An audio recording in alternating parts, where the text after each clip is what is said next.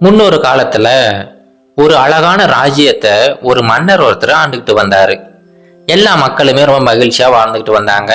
அவங்களுடைய ராஜ்யத்துல ஒரு இளைஞர் ஒருத்தருமே வாழ்ந்துகிட்டு வந்தாரு. அந்த இளைஞர் எந்த ஒரு வேலைக்கும் போகாம அப்படியே வீட்டுல சும்மாவே தான் இருந்தாரு. ஆனா குடும்ப சூழ்நிலை காரணமா கண்டிப்பா ஏதாவது ஒரு வேலைக்கு போகணும் அப்படிங்கிற ஒரு கட்டாயம் வருது. உடனே அவருக்குமே கண்டிப்பா நம்ம வேலைக்கு போகணும், ஏதாவது சம்பாதிக்கணும் அப்படின்னு சொல்லிட்டு ஒரு மனசுக்குள்ள தோணுது. சரி, எப்படியாவது அரண்மனையில ஏதாவது ஒரு வேலை வாங்கிக்கலாம் அப்படின்னு சொல்லிட்டு நிறைய முயற்சிகள்ல ஈடுபடுறாரு. ஆனா யாருமே அவருக்கு உதவி செய்ய முன் வரல. அவருமே நிறைய நேர்முக தேர்வுலாம் போய் அட்டன் பண்றாரு. ஆனா என்ன பண்ணாலுமே அவரால் அரண்மனையில வேலை வாங்க முடியல. வேற வேலைகளுக்கு போகிறதுக்குமே அவருக்கு விருப்பம் இல்லை. அப்பதான் அவருக்கு தோணுது, இவருடைய நண்பர் ஒருத்தர் அந்த அரண்மனையில வேலை செஞ்சுட்டு இருக்கிறாரு, அதுவும் ஒரு பெரிய பதவியில இருக்கிறாரு. உடனே இவர் போயிட்டு அந்த நண்பரை மீட் பண்றாரு. இவ்வளவு நாளா நண்பர் மூலமா உதவி கேட்கக்கூடாது அப்படிங்கிற ஒரு கொள்கையில வாழ்ந்துகிட்டு இருந்தாரு. ஆனா வேற வழியே கிடையாது. அவர் எவ்வளோ முயற்சி பண்ணியுமே வேலை கிடைக்கல. சரி, எப்படியாவது நண்பரோட உதவி கேட்போம் அப்படின்னு சொல்லிட்டு அவருடைய நண்பரை மீட் பண்றதுக்காக போறாரு.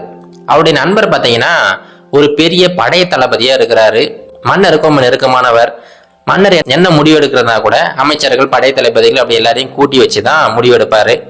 அதனால மன்னர் கூட படை தளபதி நல்லாவே பேசுவாரு.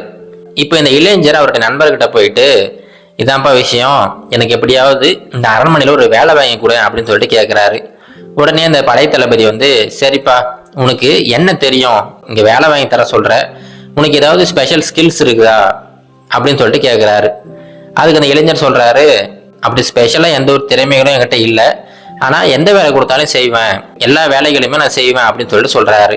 உடனே அந்த படை தளபதி சொல்றாரு, இது எப்படிப்பா, இப்போ அரண்மனையில வேலை செய்யணும் அப்படின்னா ஏதாவது ஒரு திறமையை நீ வளர்த்து வச்சிருந்துருக்கணும், அதுல ரொம்ப ஒரு முன்னோடியா இருக்கணும், அப்பதான் மன்னர் உனக்கு வேலை கொடுப்பாரு.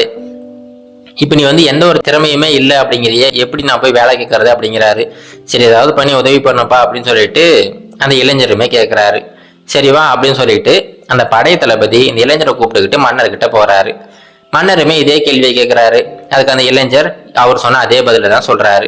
உடனே மன்னருமே, அப்படியாப்பா, சரி நீ சொல்ற, அதனால வேலைக்கு சேர்த்துக்கிறேன், இங்க இருக்கிற சின்ன சின்ன வேலைகளை கொடுப்போம் அப்படின்னு சொல்லிட்டு மன்னர் அந்த படை தளபதி சொன்ன ஒரே காரணத்துக்காக அந்த இளைஞரை வேலைக்கு சேர்த்துக்கிறாரு.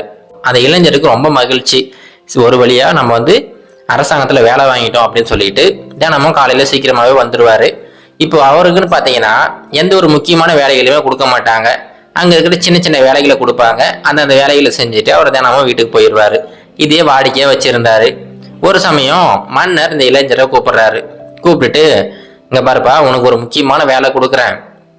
அது ஒண்ணும் இல்லை, நம்மளுடைய நாட்டோட எல்லையில ஒரு பெரிய மலை பிரதேசம் ஒன்று இருக்கு. அந்த மலையோட அடிவாரத்துல ஒரு சின்ன சின்ன கிராமங்கள்லாம் இருக்கு. அந்த கிராமத்துல இருக்க மக்கள் நம்ம அரசாங்கத்துக்கிட்ட கடன் வாங்கியிருக்காங்க. ஆனா இவ்வளோ நாள் ஆகியுமே கடனை திருப்பி செலுத்தவே இல்லை. நீ ஒன்று பண்ணு, இந்த சீட்டை வச்சுக்க, இந்த சீட்டில் யார் யார் எவ்வளோ கடன் வாங்கியிருக்காங்க அப்படிங்கிற விவரம் எல்லாமே இருக்கு. இதை எடுத்துட்டு போயிட்டு நீ அந்த கடனை வசூலிச்சுட்டு வா அப்படின்னு சொல்லிட்டு சொல்றாரு. இப்போ முதல் முறையா மன்னர் ஒரு பெரிய வேலையை கொடுத்துருக்கிறாரு. இந்த இளைஞருக்குமே ரொம்ப மகிழ்ச்சி. சரிங்க மன்னா, இப்ப நான் போயிட்டு வரும்போது உங்களுக்கு ஏதாவது வாங்கிட்டு வர்றோமா அப்படின்னு சொல்லிட்டு எதிர்ச்சியா கேட்கிறாரு. உடனே மன்னர் சிரிச்சுக்கிட்டு, அப்படியாப்பா, சரி நீ ஒண்ணு பண்ணு, இப்போ நம்ம அரண்மனையில இல்லாத விஷயம் ஏதாவது இருந்தா எடுத்துட்டு வா, அதை நான் வாங்கிக்கிறேன் அப்படிங்கிறாரு. அவரும் கேஷுவலா சொல்லிட்டாரு. உடனே இளைஞருமே சரிங்க மன்னா, அப்படியே பண்றேன் அப்படின்னு சொல்லிட்டு ஒரு குதிரையை எடுத்துக்கிட்டு அங்கிருந்து அந்த கிராமத்தை நோக்கி பயணம் மேற்கொள்ள ஆரம்பிச்சிட்டாரு.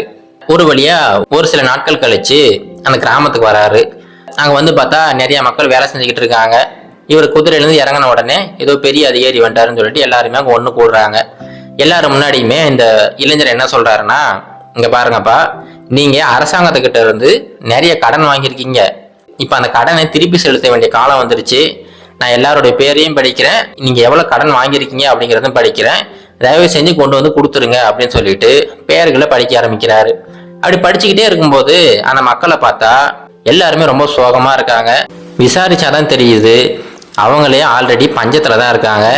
இந்த முறையுமே மழை பொழிவு சரியா இல்லாதனால அவங்க விளைவிச்ச எந்த பொருளுமே சரியானபடி விளையலை. அதனால இப்போ அவங்க கிட்ட அவங்க சாப்பிட்றதுக்கே சரியானபடி பொருட்கள் இல்லை. அப்படி இருக்கும்போது எப்படி அவங்களால கடனை கட்ட முடியும்? அதை நினைச்சு எல்லாருமே கண்ணீர் வடிச்சுக்கிட்டு இருக்காங்க.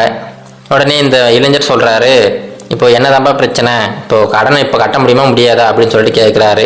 இப்போ ஒவ்வொருத்தருமே வந்து ஒவ்வொரு காரணத்தை சொல்லிக்கிட்டு இருக்காங்க. உடனே எல்லாரோட காரணங்களுமே கேட்டுட்டு இந்த இளைஞர் ஒரு முடிவுக்கு வராரு. சரிங்கப்பா, நீங்கள் உங்களை பார்த்தா ரொம்ப கஷ்டத்தில் இருக்கீங்க, நீங்கள் இந்த கடனை கட்ட வேண்டாம், நான் வந்து கிளம்பி போயிடுறேன் அப்படின்னு சொல்லிட்டு சொல்கிறாரு. இப்போ அந்த கிராமத்துலேருந்து ஒரு மனிதர் வந்து, அதெல்லாம் சரிதாங்க ஐயா, ஆனால் என்னென்னா இப்போ நீங்கள் போயிட்டாலுமே வேற ஒருத்தர் வந்து கண்டிப்பாக அந்த கடனை கேட்பாரு, இதுக்கு வேறு தீர்வே கிடையாதுங்களா அப்படின்னு சொல்லிட்டு கேட்குறாரு. உடனே இப்போ தான் அந்த இளைஞருக்கு புரியுது, இப்போ இவர் என்ன தான் பணம் வாங்காமல் போயிட்டாலுமே மன்னர் வந்து வேற ஆட்களை அனுப்பி எப்படியாவது கடனை வசூல் பண்ண தான் பார்ப்பாரு. இப்போ அந்த கடனுக்கு ஆதாரமாக இருக்கிறது அவர் கையில் வச்சிருக்கிற அந்த சீட்டு தான். அந்த சீட்டில் தான் யார் யார் எவ்வளோ கடன் வாங்கியிருக்காங்க அப்படிங்கிற விவரம் இருக்குது. அங்கே ஒவ்வொருத்தரோட கைரேகையுமே வச்சுருக்காங்க. இப்போ என்ன பண்ணுறாருன்னா, அந்த சீட்டை பக்கத்தில் கொஞ்சம் நெருப்பு எரிஞ்சிக்கிட்டு இருக்கு, அது ஒரு குளிர் பிரதேசம், எல்லாரும் குளிர் காயறதுக்காக நெருப்பு கொளுத்திருக்காங்க. இப்போ அந்த சீட்டை எடுத்துகிட்டு போயிட்டு அப்படியே அந்த நெருப்பில் போட்டுட்டாரு. அதை பார்த்த உடனே மக்களுக்கு எல்லாருமே ரொம்ப அதிர்ச்சி, என்னங்க இப்படி பண்ணிட்டீங்க அப்படிங்கிறாங்க. உடனே இவர் சொல்கிறாரு, நீங்கள் எந்த ஒரு கடனையுமே திருப்பி தர தேவையில்லை, நீங்கள் கடன் வாங்கினதுக்கு ஆதாரமாக இருந்த எல்லா காகிதங்களையுமே நான் போட்டு எரிச்சிட்டேன், அதனால் கவலைப்படாதீங்க. நீங்கள் ஏதாவது செய்யணும்னு நினச்சிங்கன்னா இந்த நாடு நல்லா இருக்கணும், இந்த மன்னர் நல்லா இருக்கணும் அப்படின்னு மட்டும் வேண்டிக்கங்க அப்படின்னு சொல்லிட்டு சொல்கிறாரு. இதை கேட்ட உடனே எல்லா மக்களுக்குமே ரொம்ப மகிழ்ச்சி. கண்டிப்பாப்பா, இந்த நாட்டில் இருக்கிற எல்லாருமே நல்லா இருப்பாங்க, மன்னர் நல்லா இருப்பார், எங்களுடைய வாழ்த்துக்கள் எல்லாருக்குமே இருக்கு, நீயுமே நல்லா இருப்பப்பா அப்படின்னு சொல்லிட்டு அந்த இளைஞரை வாழ்த்தி வழி அனுப்பி வைக்கிறாங்க. இப்போ அந்த இளைஞர் அரண்மனைக்கு வராரு. ஆனால் எந்த ஒரு கடனையுமே வசூல் பண்ணிட்டு வரல. மன்னர் கேட்குறாரு, எங்கப்பா பணம்லாம் வசூல் பண்ணிட்டு வந்துட்டியா அப்படின்ட்டு. அதுக்கு அந்த இளைஞர் சொல்கிறாரு, மன்னா நான் போயிட்டு பணம்லாம் வசூல் பண்ணலாம் தான் போனேன், ஆனால் அங்கே இருக்கிறவங்களே ரொம்ப பஞ்சத்தில் இருக்காங்க, சாப்பிட்றதுக்கே வழி இல்லாமல் இருக்காங்க, இந்த சந்தர்ப்பத்தில் அவங்களால கடனை கட்ட முடியாது, அதனால நான் என்ன பண்ணிட்டேன்னா அங்கே இருக்கிற எல்லாரோட கடனையுமே வேணான்னு சொல்லிட்டு அந்த சீட்டை வந்து நெருப்பில் போட்டு எரிச்சிட்டேன் அப்படிங்கிறாரு. இது கேட்டுடைய மன்னருக்கு கோபம் வந்துருச்சு. என்னப்பா இப்படி பண்ணிட்ட, உன்னை நம்பி முதல் முறையாக ஒரு வேலை கொடுத்தா இப்படி தான் பண்ணுவியா அப்படிங்கிறாரு. சரி வேறு என்ன தான் கொண்டு வந்த அப்படின்னு சொல்லிட்டு கேட்குறாரு. அதுக்கு அந்த இளைஞர் சொல்கிறாரு, மன்னா போகிறதுக்கு முன்னாடி நீங்கள் என்ன சொன்னீங்க, இந்த அரண்மனையில் இல்லாத விஷயத்த கொண்டு வான்னு சொன்னீங்க இல்லையா, நான் அந்த அரண்மனையில் நிறைய பேருடைய வாழ்த்துக்கள் இல்லாமல் இருக்குது, அதனால் அங்கே இருக்கிற எல்லா மக்களோட வாழ்த்துக்களையுமே கொண்டு வந்திருக்கேன், அவங்க இந்த நாடு நல்லா இருக்கணும், அந்த மன்னர் நல்லா இருக்கணும் அப்படின்னு சொல்லிட்டு அவங்க கடவுளை வேண்டிக்கிட்டு இருக்காங்க, அந்த ப்ரேயர்ஸை கொண்டு வந்திருக்கேன் அப்படின்னு சொல்லிட்டு சொல்கிறாரு. சரி என்னதான் சொன்னாலும் மன்னருக்கு வந்து அது சரியாக படலை, சரிப்பா போ அப்படின்னு சொல்லிட்டு அனுப்பி விட்டுட்டாரு. அடுத்த கொஞ்ச நாட்கள்லேயே பார்த்தீங்கன்னா பக்கத்து நாட்டு மன்னர் படையெடுத்து இவங்க நாட்டுக்கு வந்துட்டாரு. வந்தவர் அவருடைய கை ஓங்க ஆரம்பிச்சிருச்சு. இப்போ மன்னர் வந்து தப்பிச்சு ஓட ஆரம்பிச்சிட்டாரு. இப்போ மன்னர் தப்பிச்சு ஓடும்போது அவங்க குடும்ப உறுப்பினர்கள் எல்லாருமே கூட்டுக்கிட்டு போகிறாரு, கூட இந்த இளைஞருமே போகிறாரு. இப்போ எங்கே போகிறதுனே தெரியல, எங்கே பார்த்தாலும் எதிரிகளாகவே இருக்காங்க.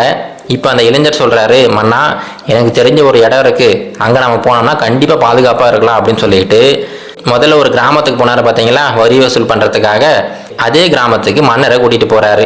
போகிறதுக்கு முன்னாடியே தகவல் சொல்லிட்டாரு. அதனால் மன்னருக்கு ராஜ மரியாதை, அங்கே இருக்கிற எல்லா மக்களுமே மன்னரை வரவேற்கிறாங்க, அவருக்கு தேவையான எல்லா விஷயங்களையுமே செஞ்சு கொடுக்குறாங்க. அடுத்த ஒரு சில மாதங்கள் மன்னர் அங்கேயே தங்கியிருக்கிறாரு. அவருக்கு தெரிஞ்ச பக்கத்து நாட்டு மன்னர் எல்லாருக்கிட்டையுமே உதவி கேட்டு ஒரு வழியாக மன்னர் மறுபடியும் போர் தொடுத்து அந்த நாட்டை மீண்டுட்டாரு. மறுபடியும் அந்த நாட்டுக்கு மன்னர் ஆயிட்டாரு. இப்போ மன்னர் ஆனதுக்கு அப்புறமா அரண்மனையில் உட்காந்து யோசிச்சுக்கிட்டு இருக்கிறாரு. அப்படி யோசிச்சுக்கிட்டு இருக்கும்போது தான் தெரியுது, அந்த இளைஞர் சொன்னார் பார்த்தீங்களா, இந்த அரண்மனைக்கு நான் வந்து அந்த கிராம மக்களோட வாழ்த்துக்களை கொண்டு வந்திருக்கேன் அப்படின்னு சொல்லிட்டு, அந்த வாழ்த்துக்கள் உண்மைதான் போல, ஏன்னா கடைசியில் அந்த கிராம மக்கள் தான் மன்னரை காப்பாற்றினாங்க அப்படின்னு சொல்லிட்டு அந்த இளைஞரை கூப்பிட்டு அந்த அரசவையிலேயே ஒரு அமைச்சராக பதவி கொடுக்குறாரு. இது போல தாங்க நம்மளுடைய வாழ்க்கையிலுமே நாம் எப்போ இந்த பொருட்கள் மேலே இருக்கிற மோகத்தை அதிகப்படுத்துகிறோமோ அப்போது மக்கள் மேலே இருக்கிற அந்த நம்பிக்கை கொஞ்சமாக குறைய ஆரம்பிச்சிடும். அதே போல் மக்களோட வாழ்த்துகள் இருக்குது பார்த்தீங்களா, அவங்களுடைய ப்ரேயர்ஸ், நாம் நினைக்கலாம் இதனால என்ன பிரயோஜனம் இருக்குது அப்படின்னு சொல்லிட்டு, கண்டிப்பாக ஏதோ ஒரு இடத்துல எங்கேயோ ஒரு இடத்துல இந்த ப்ரேயர்ஸ் கண்டிப்பாக உங்களுக்கு கை கொடுக்கும். அதனால் பெரியவங்களோட வாழ்த்துக்களை பெறுங்க. எப்போவுமே இந்த பொருட்கள் மேலே இருக்கிற மோகத்தை விட்டுட்டு மக்கள் மேலே நம்பிக்கை வைங்க. கண்டிப்பாக எல்லாருமே நல்லா இருக்கலாம். இது கரேஜ் டு ஆக்ட் மோட்டிவேஷன் கதைகள்.